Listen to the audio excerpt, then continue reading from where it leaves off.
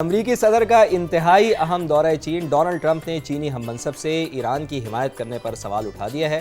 صدر شی جن پنگ نے ایران سے ڈیل کرانے میں مدد کی پیشکش بھی کر دی ہے۔ وزیر خارجہ مارکو روبیو کا تائیوان کے معاملے پر امریکی پالیسی برقرار رکھنے کا اعلان بھی سامنے آیا، تو بڑا اہم دورہ چین ہے، اس سے متعلق بھی ہم پروگرام میں آپ کو بتائیں گے۔ اور آگے چل کر یہ بھی دیکھیں گے کہ ایران کے مسئلے کا کوئی فوجی حل نہیں، وطن کے دفاع کے لیے کٹ مرنے کو بھی تیار، لیکن سفارتکاری اولین ترجیح ہے، یہ کہنا ہے ایرانی وزیر خارجہ کا۔ بڑا ہی دو ٹوک پیغام انہوں نے دیا، پیغام دیا بالکل۔ اور اس کے ساتھ ساتھ پاکستان کے عوام کے لیے کوئی اب میں اچھی خبر آپ کو دینے نہیں جا رہا ہوں، تو آپ اپنی کمر کس لیں، مہنگائی کے نئے طوفان کے لیے تیار ہو جائیں، چونکہ IMF کا وفد پاکستان میں موجود ہے اور پاکستان پر 11 جی ہاں یاد رکھیے گا میری بات، 11 نئی کڑی شرائط عائد کر دی ہیں۔ نئے بجٹ میں عوام پر 430 ارب روپے کے ٹیکس لگانے کا منصوبہ ہے۔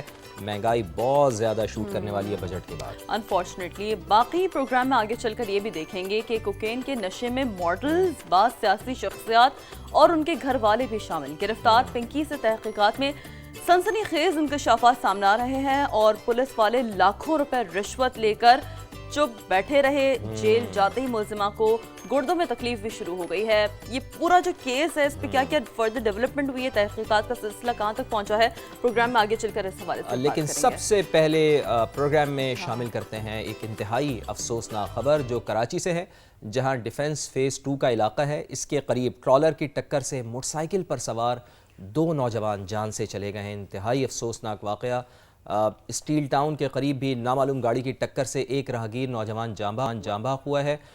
پولیس کے مطابق ڈیفنس فیز 2 حادثے میں جاں بحق ہونے والے نوجوان میں 20 سال کا حمزہ، بہت ہی انگیج ہے نا، نوجوان، اور 22 سال کا سمیر، ہاں 20-22 سال کیا عمر ہے ان کی۔ دونوں دوست رات گئے مویشی منڈی جانے کے لیے گھر سے نکلے تھے۔ اچھا، کراچی میں یہ کلچر ہے کہ لوگ رات میں مویشی منڈی جاتے ہیں، اور خاص طور پر جو نوجوان ینگ بچے ہوتے ہیں، ان کی خواہش یہی ہوتی ہے کہ رات کم از کم وہ مویشی منڈی میں گزاریں۔ تو یہ 2 بدقسمت جو بچے تھے وہ بھی مویشی منڈی جا رہے تھے کہ حادثے کا شکار ہوئے۔ حمزہ کے والد نے سڑکوں پر دندناتے تیز رفتار قاتل، صحیح ان کو بالکل نام دیا گیا ہے کہ دندناتے تیز رفتار قاتل ہیں یہ جو ٹرولرز ہوتے ہیں، ان کو لگام دینے کی دہائی دیتی ہے۔ اور یہ جو روڈ ہے جو جہاں پہ یقیناً میں سمجھتا ہوں کہ چونکہ ڈیفنس فیز 2 کے قریب یہ حادثہ پیش آیا ہے، تو کورنگی والا روڈ ہوگا جہاں پر یہ حادثہ پیش آیا ہوگا، اور یہاں پر تو رات 11 بجے کے بعد ہم دیکھتے ہیں کہ ٹرولرز کی ایک لمبی لائن ہوتی ہے، قطاریں ہوتی ہیں، اور اس کے بیچ میں سے نکل کے جا رہے ہوتے ہیں۔ بات یہ ہے کہ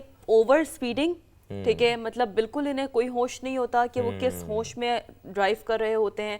ایسے میں آپ دیکھیں نا کہ اس طرح کے جو والدین ہیں وہ دہائیاں دیتے رہتے ہیں۔ کتنے والد ہیں، یہ صرف آج حمزہ کے والد نہیں، اس سے پہلے بھی ہم نے جو بات کی ہے، یہ اس طرح کی سٹوریز کور کی ہیں، بہت سارے والدین تو باقاعدہ اور بڑا کرب میں ہیں، بڑے کرب میں ہیں حمزہ کے والد۔ ظاہر ہے ان کا بیٹا چلا گیا، وہ کہتے ہیں نا کہ جی بد نصیب ہے وہ شخص جو اپنی اولاد کو کاندھا دے، تو بڑا ہی سیڈ ہے، بہت سیڈ ہے۔ انہوں نے کیا کہا؟ میرا بیٹا ہے یہ امیر حمزہ، بڑا بیٹا ہے، میرے 2 بیٹے تھے، یہ بڑا بیٹا تھا، اس سے ساتھ چھوٹا بیٹا تھا۔ یہ منڈی جا رہے تھے محلے کے دوستوں کے ساتھ، تو ٹرالے والے نے ان کو ٹکر ماری ہے، ٹرالے والا بھاگ گیا ہے، اور میرا بڑا بیٹا جو ہے وہ ایکسپائر ہو گیا ہے۔ کیا اپیل کرنا چاہیں گے حکومت سے؟ ٹرالر ڈرائیور جو ہے وہ اپیل تو یہی ہے کہ بس ان کو پکڑیں، ان کو پکڑ کے ان کو سزا دینی چاہیے بس، اور یہی کہیں گے، باقی ہمارا بچہ تو واپس نہیں آئے گا۔ اچھا دوستوں، اس کے بارے میں بتائیے گا کہ یہ جو دوستوں کے ساتھ باہر نکلا تھا، اور کیا میٹرک کلاس کا اسٹوڈنٹ بھی تھا؟ ابھی میٹرک کا پیپر دیا اس نے، ابھی 1 ہفتے پہلے۔ یہ آپ کے بڑے بیٹے تھے؟ بڑا بیٹا تھا میرا، بس 2 ہی بیٹے؟ 2 ہی بیٹے تھے میرے، باقی 4 بیٹیاں۔ حکومت سے کیا اپیل کریں گے اس حوالے سے؟ حکومت کیا کرے گی، کیا کرے گی؟ ہم تو آج سے پہلے کچھ کیا ہے، کرے تو اس کی مہربانی، نہیں کرے تو بھی اس کی مہربانی ہے۔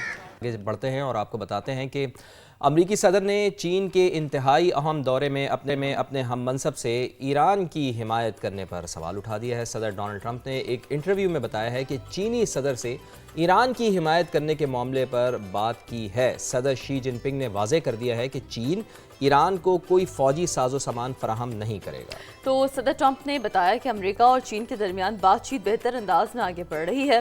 صدر شی جن پنگ سے کئی امور پر اچھی گفتگو ہوئی ہے۔ بولے جنگ کے باوجود تیل کی قیمتوں میں صرف معمولی اضافہ ہوا ہے۔ کل آپ کو یاد ہوگا ہم نے عالمی منڈی کے ریٹس فوراً بتائے تھے جیسے ہی انہوں نے یہ دورہ کیا تھا۔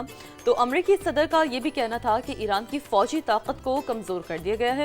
ایران کی مکمل ناکہ بندی جاری رہے گی اور کسی بھی جہاز کو ایران میں داخل ہونے کی اجازت نہیں ہوگی۔ یہ جو ہم بات کر رہے ہیں آپ تک وہ انسائٹس پہنچا رہے ہیں جو امریکی صدر ڈونلڈ ٹرمپ نے کل، جب وہ ظاہر ہے ویسے تو 3 دن کا ان کا دورہ ہے چین کا، لیکن جو کل کی ملاقات میں انسائٹس آئی ہیں، جو ان کی گفتگو کی انسائٹس ہیں، وہ آپ تک پہنچا رہے ہیں۔ صدر ٹرمپ نے یہ بھی خبردار کیا ہے کہ ایران کے معاملے پر زیادہ صبر کا مظاہرہ ہم نہیں کریں گے۔ تو پھر کیا ہوگا؟ The question is کہ if not this تو پھر ہوگا کیا؟ کیونکہ اور یہ ہم کوشش کریں گے کہ پروگرام میں تجزیہ کار بھی شامل کریں۔ تو جو یہ بات کی ہے امریکی صدر ڈونلڈ ٹرمپ نے کہ وہ زیادہ صبر کا مظاہرہ نہیں کریں گے، تو ان سے بھی ہم ان کی رائے جانیں گے کہ ڈونلڈ ٹرمپ کیا کر سکتے ہیں، کیا کر سکتے ہیں۔ اور انہوں نے یہ بھی کہا ہے کہ جس ایرانی قیادت سے امریکہ رابطے میں ہے وہ معقول رویہ رکھتی ہے۔ چینی صدر شی جن پنگ ایران پر اثر انداز ہو سکتے ہیں۔ امریکی صدر ڈونلڈ ٹرمپ کی جانب سے یعنی کہ ایک واضح اشارہ دے دیا گیا ہے کہ بھئی چائنا آپ آئیے بیچ میں انٹروین کریں اور پھر ہمارے اس معاملات کو درست کریں، چونکہ آپ کا بہت زیادہ اثر و رسوخ ہے، چائنا کا بہت زیادہ اثر و رسوخ ہے ایران کے اوپر،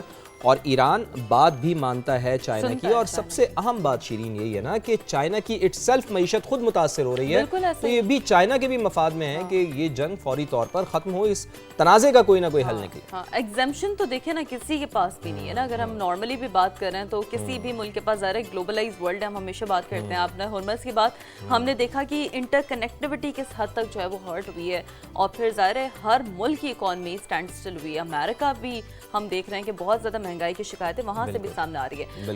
تو یہ امریکہ میں تو مہنگائی ہے، امریکہ میں لیکن پاکستان والے بھی تیار ہو جائیں جناب۔ کیا خبر ہے شیرین آپ کے پاس؟ خبر یہی ہے کہ جی عوام مہنگائی کے لیے کہ نئے طوفان کے لیے تیار ہو جائیں، کہ مہنگائی کا طوفان تو پہلے ہی ایگزسٹ کر رہا ہے ہمارے پاس، اور وہ شدید ہو جائے گا، شدید ہو جائے گا انفارچونیٹلی، کیونکہ IMF نے پاکستان پر 11 نئی کڑی شرائط عائد کر دی ہیں۔ آپ کو یاد ہوگا کہ ہم جب ایک آدھ شرائط یا 1 سے 2 شرائط پر بھی بات کرتے ہیں تو اس کے بھی ہم چیزوں کو انالائز کرتے ہیں کہ اس کا امپیکٹ کیا پڑے گا۔ لیکن ایک چیز یہ ہے شیرین کہ اب دیکھنا یہ ہوگا نا کہ 11 جو نئی کڑی شرائط ہیں، اب پاکستانی گورنمنٹ اس کے اوپر کیسا رسپانس کرتی ہے۔ ہو سکتا ہے کہ وہ کہے جی ہم یہ نہیں کر سکتے، ہم 2 شرائط مان لیتے ہیں یا 3 شرائط مان لیتے ہیں، لیکن وہ جو 2-3 شرائط بھی ہوں گی اس سے بھی انسان کی کمر ٹوٹ جائے گی، چونکہ مہنگائی اس سے اتنی زیادہ بڑھ جائے گی۔ ڈیفینیٹلی 11 تو وہ تو ایک IMF نے آپ کو بتا دیا ہے کہ جی آپ یہ ہماری چیزیں ہیں، یہ ہماری شرائط ہیں، ان کے بعد ہم کتنا بہتر نیگوشیٹ کر سکتے ہیں، کس پر عمل کر سکتے ہیں، کس پر ہم ڈو مور پہ حامی بھر سکتے ہیں، کس پر نہیں بھر سکتے حامی، یہ بڑا دیکھنے والی چیز ہے۔ لیکن ایک بات تو ہے کہ جی نئے بجٹ میں عوام پر 430 ارب روپے کے ٹیکس لگانے کا منصوبہ ہے۔ اب یہ کوئی آسان فگر تو نہیں ہے، فواد کوئی آسان سٹیٹس تو نہیں ہے۔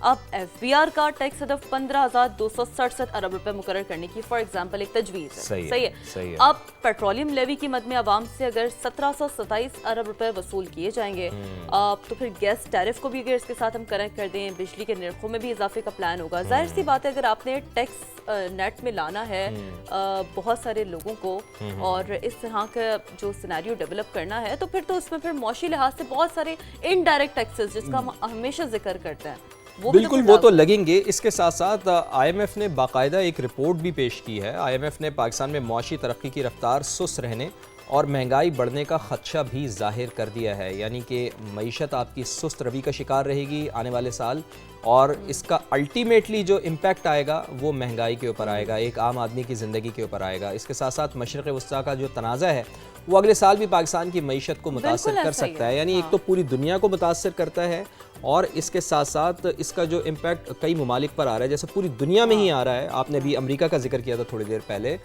ہم یہ دیکھ رہے ہیں کہ امریکہ سے لے کر یہاں چائنا تک، چائنا سے لے کے پورا مشرق وسطیٰ، پھر آگے یورپ، سبھی متاثر ہو رہے ہیں. تو اس کا امپیکٹ پاکستان کے اوپر بھی آئے گا. یعنی تو یہ کہہ سکتے ہیں کہ جو اگلا سال بھی ہے، یعنی مالیاتی سال ہے، وہ بھی بہت زیادہ مشکل ہوگا اور بہت زیادہ چیلنجنگ ہوگا. اسی وجہ سے کل ہم نے یہ دیکھا ہے کہ تیاری کے لیے وزیر خزانہ پیچھے ہو گئے ہیں اور اسحاق ڈار صاحب آگے ہو گئے ہیں. تو اب دیکھنا یہ ہے کہ حکومت ان چیلنجز سے کیسے نبردآزما ہوتی ہے.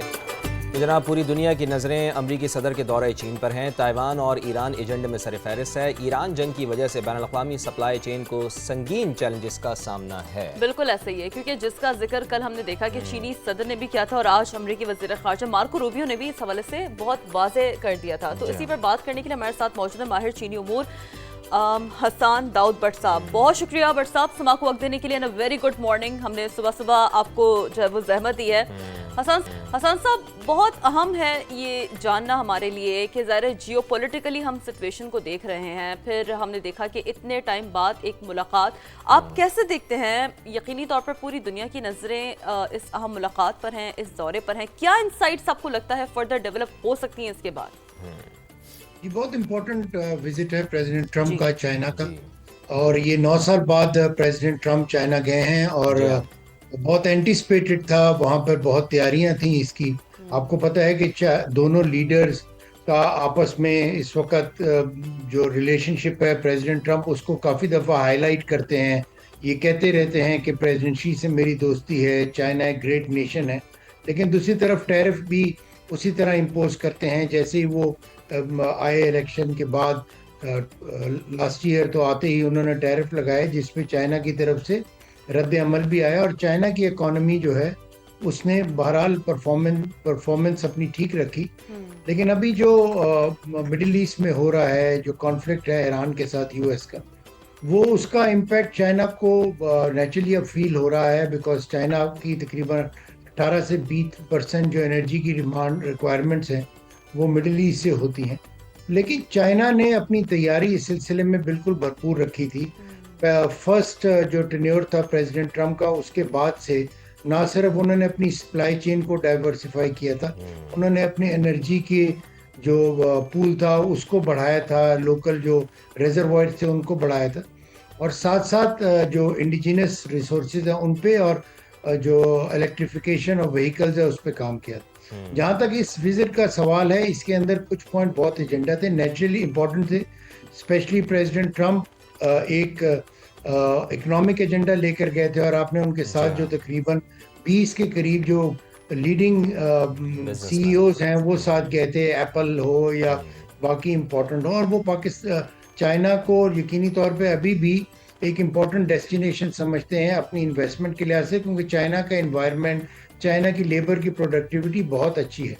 پریزیڈنٹ شی نے اپنی تقریر کے اندر کلیئرلی آؤٹ لائن کر دیا تھا کہ وہ کون سی ریڈ لائن ہے جس پہ امریکہ کو بات نہیں کرنی چاہیے، اور تائیوان اس میں سر فہرست ہے. جی ہاں. سملرلی پریزیڈنٹ ٹرمپ نے بھی ہائی لائٹ کر دیا تھا کہ وہ ان کا بنیادی مقصد کیا ہے اکنامک. لیکن حسان صاحب، تو کیا آپ سمجھتے ہیں کہ جو تائیوان کا معاملہ ہے اس ملاقات کا سب سے حساس اور اہم ایجنڈا کہہ سکتے ہیں ہم اسے؟ جی بالکل، یہ امپورٹنٹ ایجنڈا ہے چائنا کے لیے، لیکن اس پہ ڈسکشن جب پبلک ڈومین میں میرا نہیں خیال ہوگی. اسی طرح جب رپورٹر نے کل کویشچن کیا، 2 دفعہ انہوں نے پریزیڈنٹ ٹرمپ سے کویشچن کیا تائیوان کے بارے میں، تو پریزیڈنٹ ٹرمپ نے اس کویشچن کو اگنور کیا، کیونکہ پریزیڈنٹ ٹرمپ یہ سمجھتے ہیں کہ یہ ایک ریڈ لائن ہے اور اس کے اوپر اس وقت ڈسکشن ضروری نہیں ہے، کیونکہ یہ چائنا کی اکنامک جو ایکٹیویٹی ہے، جو اکنامک انٹیگریشن ہے. دیکھیں، یہ کلیئرلی چائنا اگر اکنامک انٹیگریشن کی بات کرتا ہے تو چائنا سیمی کنڈکٹرز جو کہ یو ایس ایکسپورٹ کرتا ہے چائنا کو، اس کی بات کرتا ہے. سملرلی اگر یو ایس کی طرف سے جو ایجنڈا ہے اس کے اندر ریئر ارتھ کی ڈسکشن بہت امپورٹنٹ ہے، کہ وہ چائنا نے، اور ایک تو نہ صرف چائنا کے اندر اس کی وافن مقدار موجود ہے، چائنا نے اس پہ ریگولیشنز اور ریسٹرکشن بھی لگائی ہیں. سو اس طرح دونوں نہ صرف آپس میں انٹر کنیکٹڈ ہیں trade wise, business wise, technology wise, آپس میں انٹر ڈیپینڈنٹ بھی ہیں. اور یہ ایک اچھی بات ہے دنیا کے لیے. جو باقی ممالک ہیں، ڈیولپنگ کنٹریز جس طرح پاکستان ہے، जिनका दोनों मुल्कों के साथ ताल्लुक है, उनके लिए बहुत इम्पोर्टेंट है विजिट।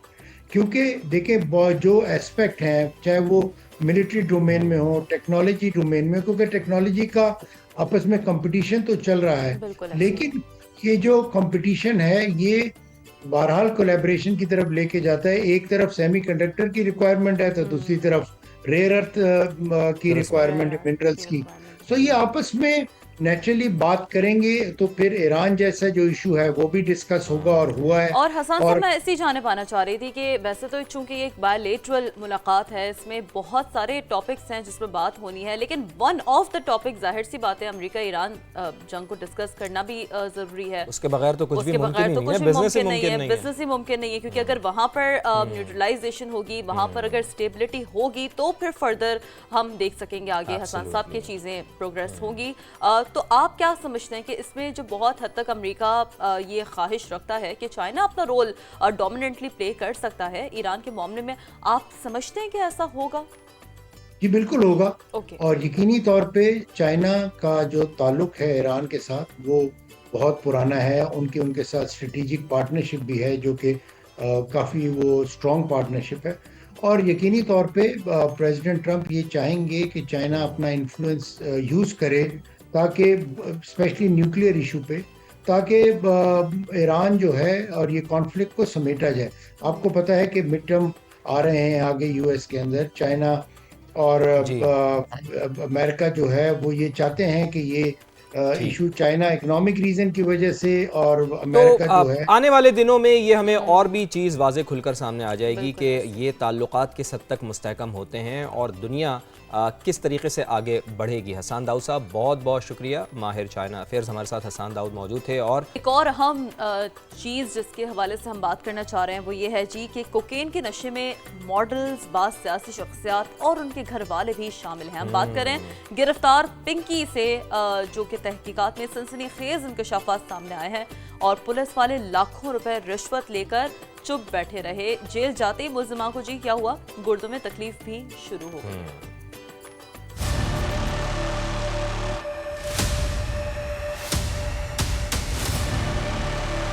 मनशियात की काली दुनिया में कोकेन क्वीन का राज। अदाकार, मॉडल्स, सियासी शख्सियात और उनके अहले खाना खरीदार। अनमोल उर्फ पिंकी से तहकीकात में तहलका खेज इंकशाफात। 700 से 800 अफराद कोकेन खरीदते थे। 100 से 150 गाहक मुस्तकिल खरीदार थे। ऑनलाइन अदायगी एप्स की तफसीलात भी मिल गई। कोकेन क्वीन कराची में महाना 2 करोड़ रुपए की मंशियात बेचती। ज्यादा खरीदारी करने वालों को खुसूसी रियायती पैकेज भी दिया जाता। लाहौर से मंशियात भेजने के लिए इंटरसिटी बसों का इस्तेमाल किया जाता। ड्रग्स खातून के जरिए कराची भिजवाई जाती। अनमोल उर्फ पिंकी ने बताया, कोकेन बनाने के तरीके गूगल से सीखे। ऑनलाइन बाइक राइडर्स के जरिए पैकेजेस ग्राहकों तक पहुंचाते। राइडर्स असल मवाद से लाइल्म होते थे। मुलजिमा तालीमी इदारों में मंशियात का जहर घोलने में भी मुलव्विस निकली। पिंकी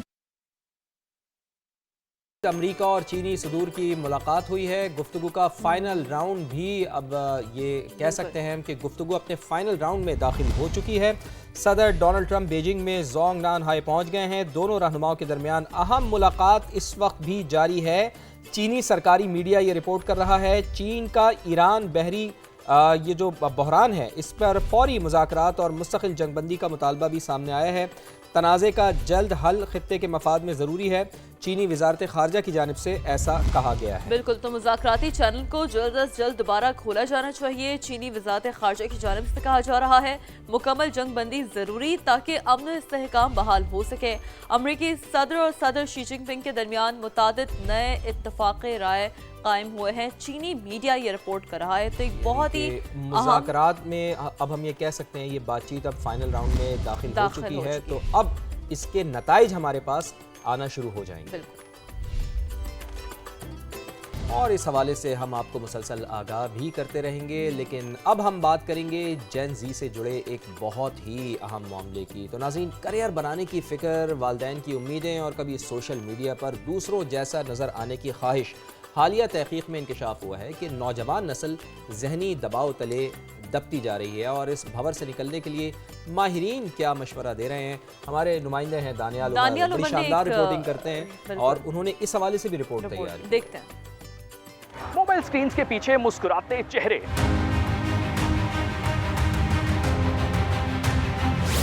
مگر حقیقت میں بڑھتی بے چینی، تنہائی اور ذہنی دباؤ۔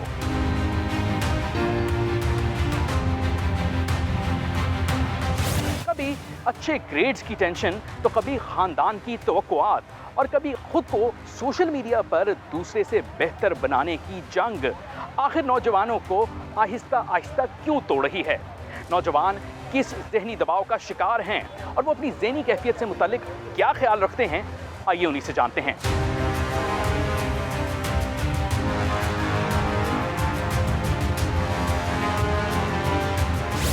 میں اپنے ماں باپ سے بات کھل کے تو نہیں کر سکتے کہ آپ کو پتہ ہے ہر بندے کو اپنے مسائل ہوتے ہیں، ان کے بھی اپنے مسائل ہو گئے، میں ان کو بتا کے ان کے بڑھانا تو نہیں چاہتی۔ آج کل سوشل میڈیا ہے وہاں پہ بہت برا انفلوئنس ڈال رہا ہے، ریلز وغیرہ ہم جو دیکھتے ہیں ہم اسی میں خود کو ڈھالنے کی کوشش کرتے ہیں، اور 100 میں سے 95% سوشل میڈیا پر جھوٹ ہوتا ہے، جس کی وجہ سے مجھے ایسا لگتا ہے کہ جو جنزی ہے وہ اتنا پریشان ہے۔ میں بھی جنزی میں اتنی ہائپ کریٹ ہو گئی ہے نا کہ ہر چیز کو بہت اچھا دکھانے کی، کہ جو سوشل میڈیا اتنا فیک ہے، یہ ہم سب جانتے ہیں کہ سوشل میڈیا فیک ہے، لیکن اس کو دیکھ کے جو مڈل کلاس اور جو لوور کلاس فیملی ہے نا وہ بہت زیادہ ڈپریشن کا شکار ہو رہی ہے۔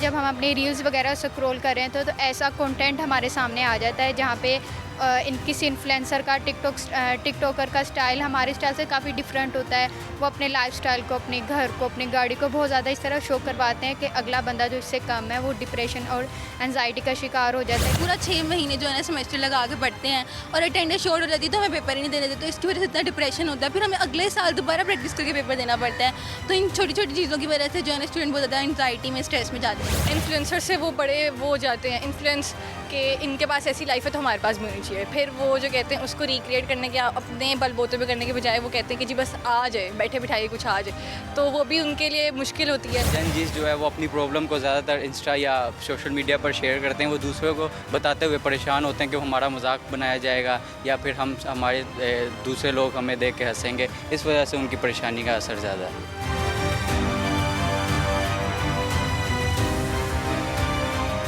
یہ مسئلہ صرف چند افراد کا نہیں بلکہ پورے معاشرے کے لیے ایک بڑا چیلنج بنتا جا رہا ہے۔ ضرورت اس امر کی ہے کہ نوجوانوں کو سنا جائے، انہیں سمجھا جائے، ان پر صرف کامیابیوں کا دباؤ نہ ڈالا جائے بلکہ ان کے ذہنی سکون کو بھی اہمیت دی جائے۔ کیمرامین اظہر اقبال کے ساتھ دانیال عمر، سما، لاہور۔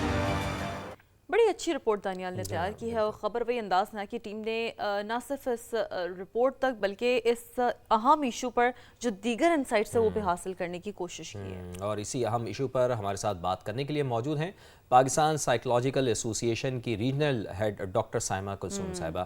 بہت بہت شکریہ سما کو وقت دینے کا ڈاکٹر صاحبہ۔ فرمائیے گا کہ موجودہ اعداد و شمار کے مطابق ہر تین میں سے ایک نوجوان ذہنی دباؤ کا شکار ہے، اس مسئلے سے نمٹنے کے لیے پاکستان میں کیا اقدامات کیے جا رہے ہیں ڈاکٹر صاحبہ؟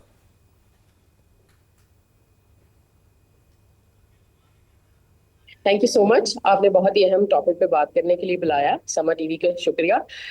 بہت اہم سوال ہے، یہ جو ذہنی مسائل ہیں ان کی شرح جو ہے وہ پاکستان میں بڑھتی جا رہی ہے۔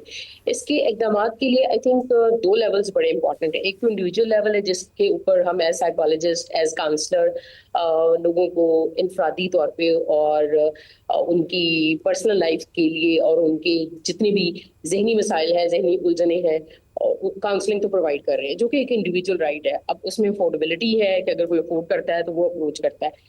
آئی تھنک سوسائٹل لیول پہ ہمیں اس وقت دس از دی رائٹ ٹائم کہ اب ہمیں اور انتظار نہیں کرنا چاہیے، ہمیں اپنے ہیلتھ اسٹرکچر کے اندر سائیکالوجسٹ کو، ہمیں اپنے سوشل سسٹم کے اندر سائیکالوجسٹ کو انٹروڈیوس کرانے کی ضرورت ہے، اور جس کے لیے ہم کوشش بھی کر رہے ہیں پاکستان سائیکولوجیکل ایسوسی ایشن کے پلیٹ فارم سے کہ ہمارا بل جو ہے وہ سینٹ سے جیسے ہی اپروو ہو کے نکلتا ہے تو ہم ہیلتھ اسٹرکچرز کے اندر جابس بھی آئیں گی، اور لوگوں کے مسائل کو حل کرنے کے لیے ہم کمپریہنسولی جو انٹرونشنز ہیں وہ سائیکو سوشل انٹرونشنز وہ پلان کر کے دیں گے پالیسی لیول کے اوپر بھی، تاکہ یہ جو ذہنی امراض کی شرح ہے ان کو مینج کرنے کے لیے، اس کو کاؤنٹر کرنے کے لیے اور اس کا سدباب کرنے کے لیے اہم بات کی ہے ڈاکٹر صاحب آپ نے کہ اسے مینج کرنے کے لیے اور اسے کاؤنٹر کرنے کے لیے دونوں کے لیے کام بڑا ضروری ہے، اور بالکل جس حوالے سے آپ کام کر رہے ہیں، جس حوالے سے آپ کے ایفرٹس ہیں.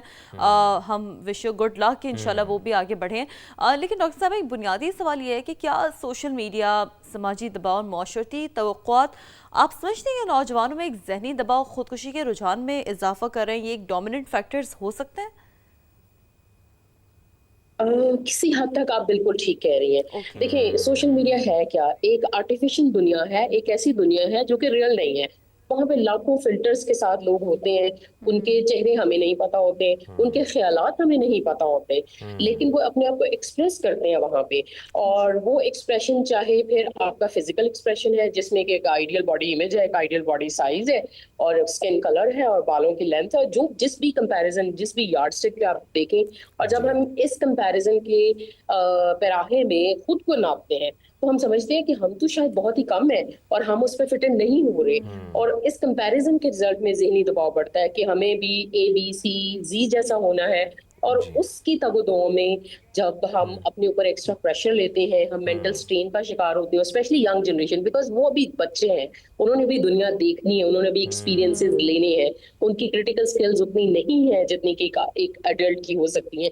سو یس آئی وڈ ایگری کہ کسی ایک حد تک یہ جو سوشل میڈیا کا رجحان ہے جس میں کہ فلٹر نہیں ہے، جس میں کہ لوگوں کو اویئرنیس نہیں ہے، سائیکو ایجوکیشن نہیں ہے، وہ کہیں نہ کہیں ذہنی مسائل میں اضافہ کر رہا ہے. اور جو خودکشی کی آپ نے اسپیسیفکلی بات کی، it's very very sensitive topic. So وہ جو خودکشی ہے وہ صرف اپنے آپ کو ختم کرنا ہی نہیں ہے، اس کے کچھ اور فیکٹرز بھی ہیں، جیسے اٹینشن سیکنگ بیہیویئر ہے کہ ہم اپنی بات منوا لیں گے یا ہم لوگوں کو ایک طرح سے بلیک میل بھی کر لیں گے.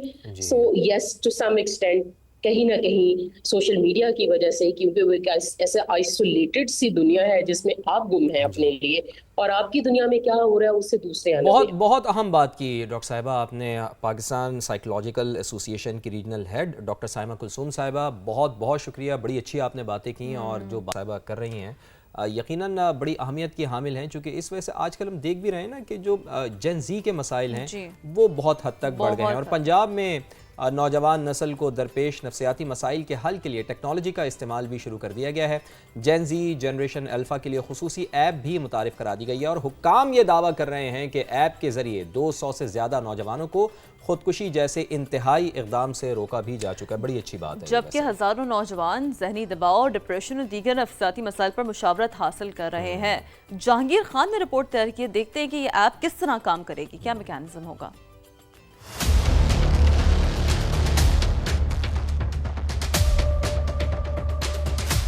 1997 کے بعد پیدا ہونے والی نسل جذبات، احساسات، خیالات اور رویوں میں منفرد اور ڈیجیٹل دنیا میں اس قدر مصروف کہ ذہنی دباؤ اور نفسیاتی تبدیلیوں کو سمجھنا بھی مشکل ہو گیا.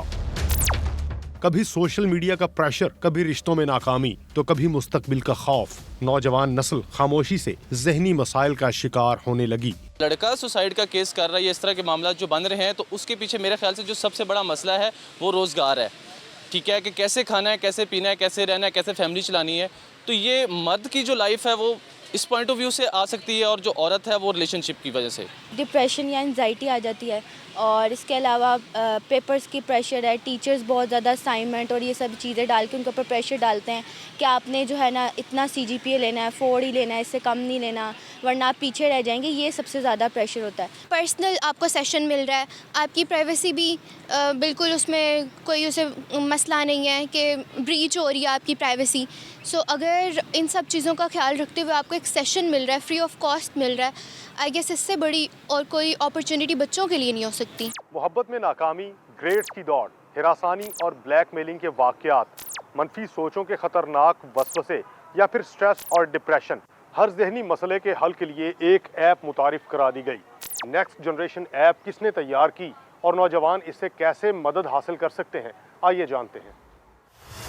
نوجوانوں کے بڑھتے نفسیاتی مسائل کو مد نظر رکھتے ہوئے سیف سٹی اتھارٹی نے نیکسٹ جنریشن ایپ تیار کی. ایپ میں گمنام چیٹ کی سہولت موجود ہے جہاں نوجوان بلا جھجک اپنے مسائل بیان کر سکتے ہیں. ماہرین نفسیات سے ویڈیو کال پر بھی مشاورت ممکن ہے. Being a female police officer, میں آپ کا جو ایشو ہے اس کو سمجھ گئی ہوں ہم نے پولیس کو جو ہے وہ ڈسپیچ کر دیا آپ کے کیس پہ. ہمارے پاس جو کیس آیا وہ ایک فیمیل کا تھا who was suffering from family issues جس کی وجہ سے اس کو ڈپریشن تھا, suicidal thoughts آتے تھے and she was unable to concentrate on her studies.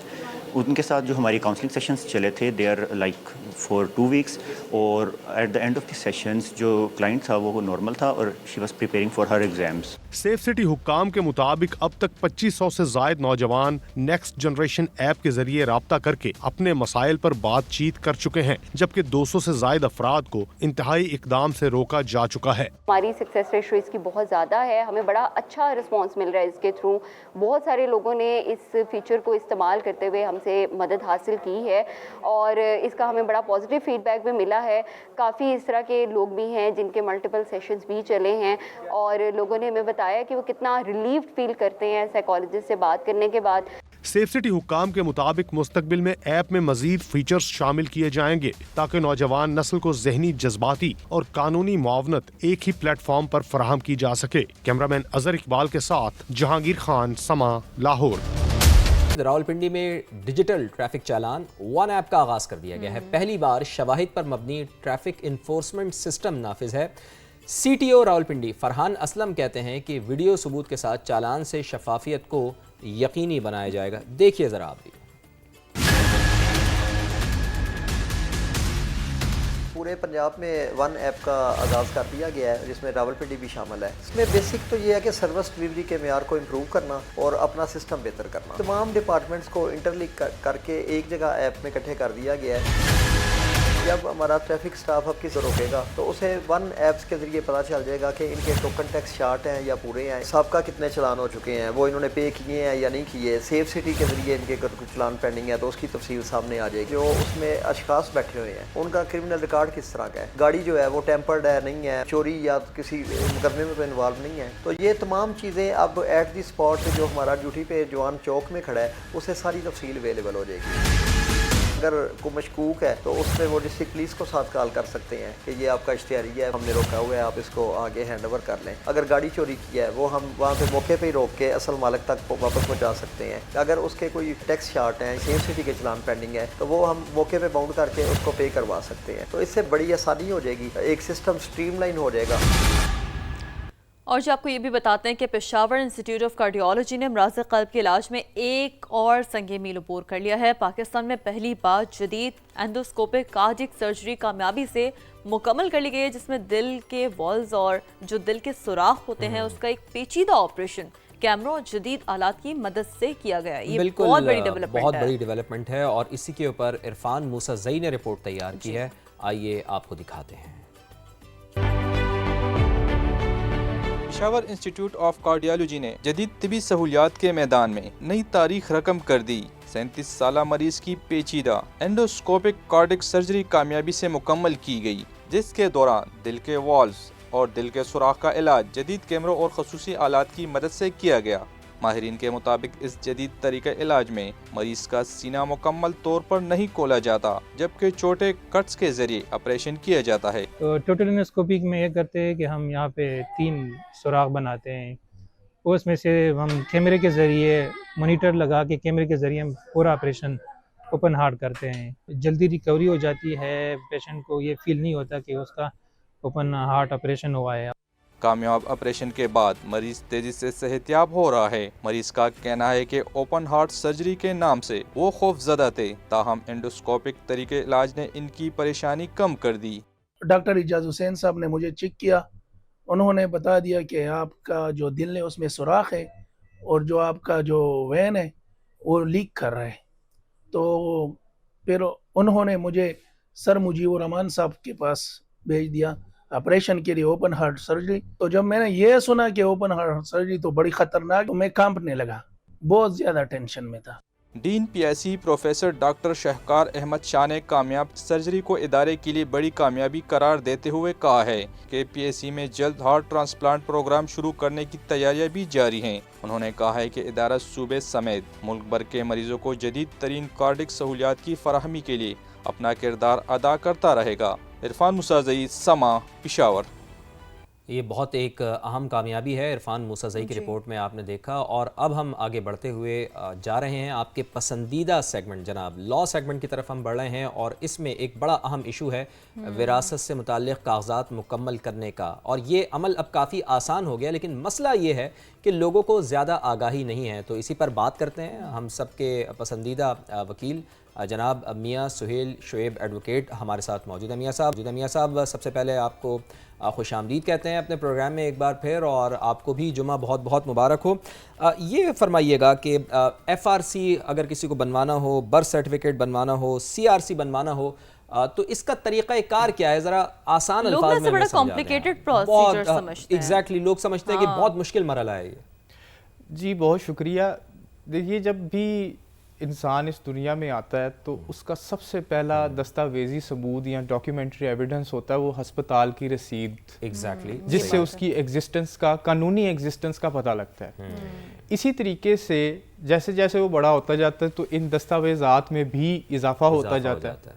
اب اگر ہم بات کریں سب سے پہلے ایف آر سی کی, تو ایف آر سی کا مطلب ہے فیملی رجسٹریشن سرٹیفکیٹ.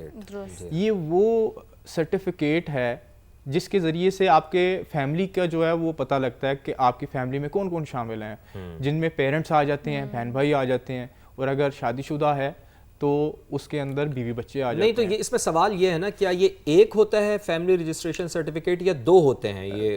یعنی آپ کے پیرنٹل سائڈ کا بھی ہوتا ہے اور میرج والی سائڈ کا بھی؟ جی اس کی 3 اقسام ہیں. اچھا, ایک ہے بائی پیرنٹیج, سیکنڈ بائی میرج, اور تھرڈ بائی اڈاپشن. اگر آپ نے کسی کو اڈاپٹ کیا ہوا ہے تو اس کا بھی ایف آر سی جو ہے وہ بنتا ہے. تو یہ 3 اقسام کے ہوتے ہیں. تو اس کے اندر اگر آپ کو دونوں قسم کے جو ہے نا, کیونکہ عام طور پہ اڈاپشن والے تو بہت ایکسیپشنل کیسز میں ہوتے ہیں, لیکن اگر شادی شدہ ہیں تو پھر آپ کا ایک میرج کا بھی بنتا ہے.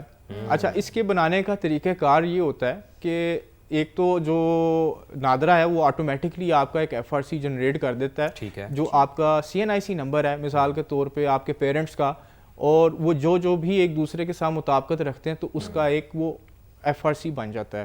اس کے لیے آپ کو کیا چاہیے, صرف اور صرف ایک شناختی کارڈ کی کاپی, اور یا پھر آپ کے کسی بہن بھائی کی جو ہے نا وہ کاپیز چاہیے, جو اگر آپ وہاں پہ سبمٹ کریں گے تو وہ آپ کو سب سے پہلے دکھائیں گے کہ جی یہ آپ کی فیملی میں شامل ہے, اگر وہ بہن بھائیوں کا بن رہا ہے. اچھا, یہ تو ایک اس میں بڑی اہم نقطہ ہے کہ ان کا بہن بھائیوں کا وہاں پہ پریزنٹ ہونا ضروری تو نہیں ہے اگر وہ بنوا رہے ہیں اپنے فیملی. دیکھیں اگر تو اس کا نام شامل نہیں ہے تو پھر تو اس کا پریزنٹ ہونا ضروری ہے. اچھا, اور اگر وہ بہن بھائی اس میں شامل ہیں اس لسٹ کے اندر تو پھر ان کا وہاں پہ موجود ہونا ضروری نہیں ہے. اچھا سر, میں چاہوں گی تھوڑا آپ اس حوالے سے بھی روشنی ڈالیں.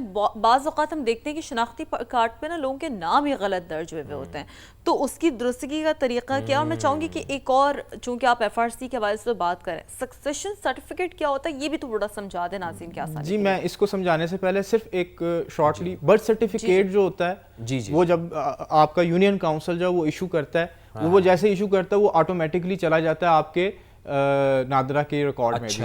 اسی طرح سی آر سی جو ہوتا ہے یہ بھی جس طرح بی فارم ہے بچوں کے, یہ اسکول کے ایڈمیشنز اور اس کے لیے بہت ضروری ہیں. Now coming towards your question کہ سکسیشن سرٹیفکیٹ کیا ہوتا ہے, یہ ایک ایسا سرٹیفکیٹ ہے جو عدالت اور بعض سچویشنز میں نادرا ایشو کرتا ہے.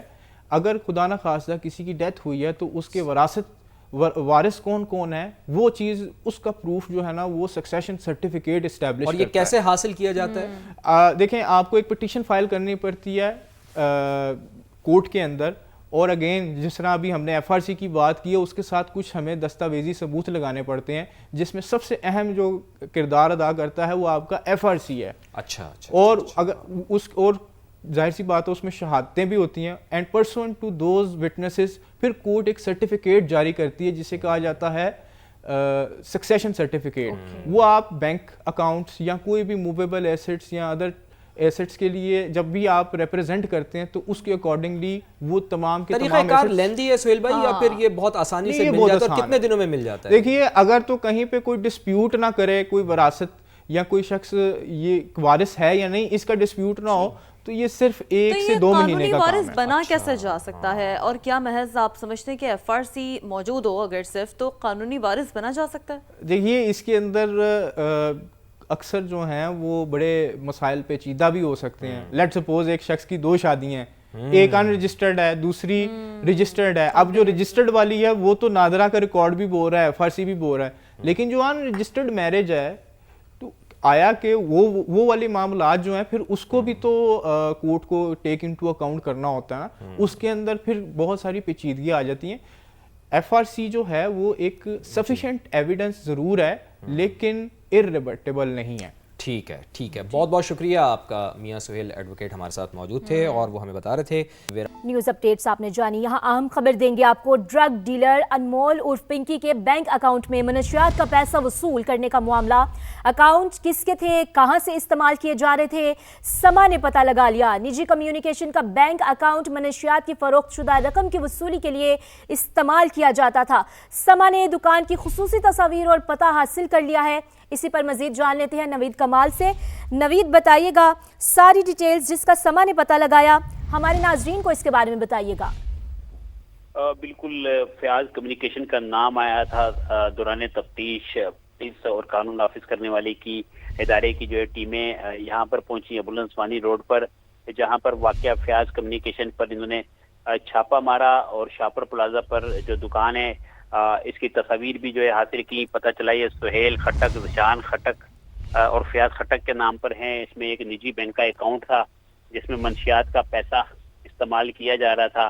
اس میں کوکین کی رقم وصول کی جاتی ہے. سما نے استعمال ہونے والی جو بینک اکاؤنٹ کی تفصیلات ہیں وہ بھی حاصل کی ہیں. اس میں ذیشان خٹک کے نام پر یہ اکاؤنٹ تھا جس میں منشیات کی رقم وصول کی جاتی تھی. اس میں جو ہے یہ جو بھائی تھے یہ تینوں کی یہ ملکیت دکان تھی پنکی کا. بتایا جا رہا ہے کہ ان سے جو ہے پرانا تعلق ہے جس کی بنیاد پر اس نے ان سے اپنے تعلقات کا فائدہ اٹھاتے ہوئے جو ہے یہ رقم کی وصولی شروع کی. یہ جو ہے نجی بینک کا اکاؤنٹ جو ذیشان خٹک کے نام پر ہے اس میں یہ رقم باقاعدگی سے وصول کی جاتی تھی. قانون نافذ کرنے والے اداروں نے جو ہے اس کی جو ہے اس کی پوری تفصیل دی. اس کے بعد فون نمبر سے جب اس کو ٹریس کیا تو یہ شاپر پلازا ابوالانصوانی کی دکان نکلی. لیکن جب یہ یہاں پر قانون نافذ کرنے والے ادارے پہنچے تو یہ دکان بند ہے اور یہ جو ہے تینوں بھائی جو ہے اس کے بعد سے فرار ہیں جس ان کی تلاش کے لیے جو ہے چھاپے مارے جا رہے ہیں. جی ٹھیک ہے, مزید چھاپے مارے جا رہے ہیں. نوید کمال آپ ہمیں اپڈیٹ کر رہے تھے, ڈیٹیل شیئر کی, بہت شکریہ آپ کا. السلام علیکم, سما کے ساتھ میں ہوں کیتھرین بھٹی. ہیڈ لائنز آپ نے جانی. اہم خبر دیں گے آپ کو. ڈرگ ڈیلر انمول عرف پنکی کی نشاندہی پر پولیس کا چھاپا. فلیٹ کے باتھ روم سے لاکھوں روپے مالیت کی کوکین برآمد کر لی گئی. ملزمہ کے خلاف منشیات ایکٹ کے تحت مقدمہ درج کر لیا گیا. مزید تفصیلات جان لیتے ہیں نمائندہ سما نوید کمال سے. نوید, فلیٹ سے کوکین ملنے کے بعد اب تک اس کیس کی مجموعی صورتحال بتائیے گا. جی بالکل, سچن کے علاقے میں اس کا مقدمہ بھی درج کیا گیا ہے. پولیس جو ہے پنکی کو لے کر ایک فلیٹ پر پہنچی تھی جہاں اس نے نشاندہی کی کہ میں نے اپنے ذاتی فلیٹ میں منشیات چھپا رکھی ہے. جب پولیس نے کمپلیکس کے کمپاؤنڈ میں پہنچے تو ملزمہ نے آواز دے کر موبائل رکوائی کہ آگے چل کر یہ فلیٹ تک لے گئی اور جس پہ تالا لگا ہوا تھا. پولیس کانسٹیبل نے ہتھوڑے مار کے تالا توڑا, اندر داخل ہوئے. یہ ایک باتھ روم میں لے گئی جس میں پلاسٹک کی مختلف تھیلیوں میں فلیش میں جو فلیش ٹینک ہے اس کے بالمقابل میں انہوں نے چھپا رکھی تھی. 7 خالی ڈبیاں بھی ملی ہیں. 228 گرام تقریباً وزن ہے اس کوکین کا اور 65 لاکھ روپے اس کی مالیت بتائی جا رہی ہے. جی بہت شکریہ نوید کمال اپڈیٹ کرنے کے لیے. دوسری جانب منشیات فروش انمول عرف پنکی کے خلاف ہی لاہور میں درج ایک اور مقدمہ سامنے آ گیا ہے. پنکی کے خلاف لاہور میں سامنے آنے والے مقدمات کی تعداد 4 ہو گئی ہے. جہانگیر خان سے مزید تفصیلات جان لیتے ہیں. جہانگیر, ملزمہ کے خلاف اب تک کون کون سے مقدمات سامنے آئے ہیں؟ یہ چوتھا مقدمہ ہے جو اب تک سامنے آیا ہے اور یہ مقدمہ نمبر 1744/24 ہے جو کہ تھانہ وحدت کالونی میں پولیس ہی کی مدعیت میں درج کیا گیا تھا اور نومبر 2024 میں یہ مقدمہ درج کیا گیا تھا. پولیس کا اس مقدمے کا متن یہ کہتا ہے کہ صابرہ بی بی نامی ایک منشیات فروش کو پائلٹ سکول وحدت روڈ سے گرفتار کیا گیا تھا جس نے انکشاف کیا کہ یہ تمام تر منشیات اس نے کراچی سے انمول عرف پنکی نامی ایک منشیات ڈیلر سے لی ہیں اور یہ منشیات لاہور میں سپلائی کی جاتی ہیں. پولیس کا یہ کہنا تھا کہ اس مقدمے میں بھی ملزمہ انمول پنکی جو ہے وہ نامزد ہے. اب 4 مقدمات ہو چکے ہیں. ان 4 مقدمات کی تفتیش کی انکوائری کی جا رہی ہے کہ ان 4 مقدمات کے جو تفتیشی آفیسرز ہیں انہوں نے کہاں پر غفلت اور لاپرواہی کا مظاہرہ کیا اور اس کا کرمنل ریکارڈ اب تک کیوں نہیں بن سکا. مزید مقدمات کی جانچ کا عمل ابھی جاری ہے. ٹھیک ہے, مزید مقدمات کی تفتیش کی جا رہی ہے. بہت شکریہ جہانگیر خان آپ کا.